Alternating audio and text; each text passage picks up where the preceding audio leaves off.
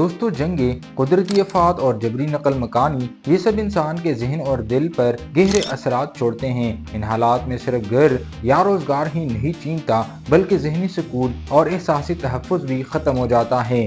आदाद व शुमार के मुताबिक हर 5 में से एक फर्द जो किसी तनाज़े से मुतासिर होता है जहनी बीमारी का शिकार हो जाता है। सिर्फ 2024 में 123 मिलियन अफराद ज़बरदस्ती बेघर हुए। दुनिया के 71% महाजरीन कम या मुतवस्सित आमदनी वाले ममालिक में रहते हैं जहाँ जहनी सेहत की सहूलियात नहायत महदूद हैं।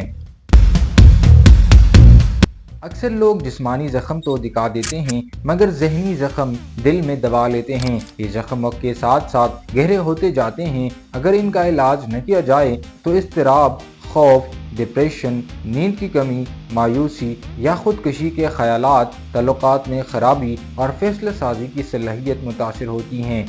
आगाही के लिए हर साल 10 अक्टूबर को वर्ल्ड मेंटल हेल्थ डे के तौर पर मनाया जाता है।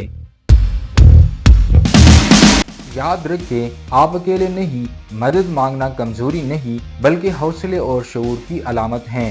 मकामी सेहत या इंसानी हमदर्दी की खिदमत हासिल करें, अपने इर्द गिर्द कम्युनिटी से जुड़े रहें। इंसानों के बीच रहना जहन को सहारा देता है। दोस्तों, जहनी सेहत की बहाली बहुत ज़्यादा ज़रूरी है। छोटे कदम लें, खुद को वक्त दें, शुक्रगुजार बने, मस्बत सोच रखें। दोस्तों, हर जहन कीमती है। बात करें, सुने और समझने की कोशिश करें।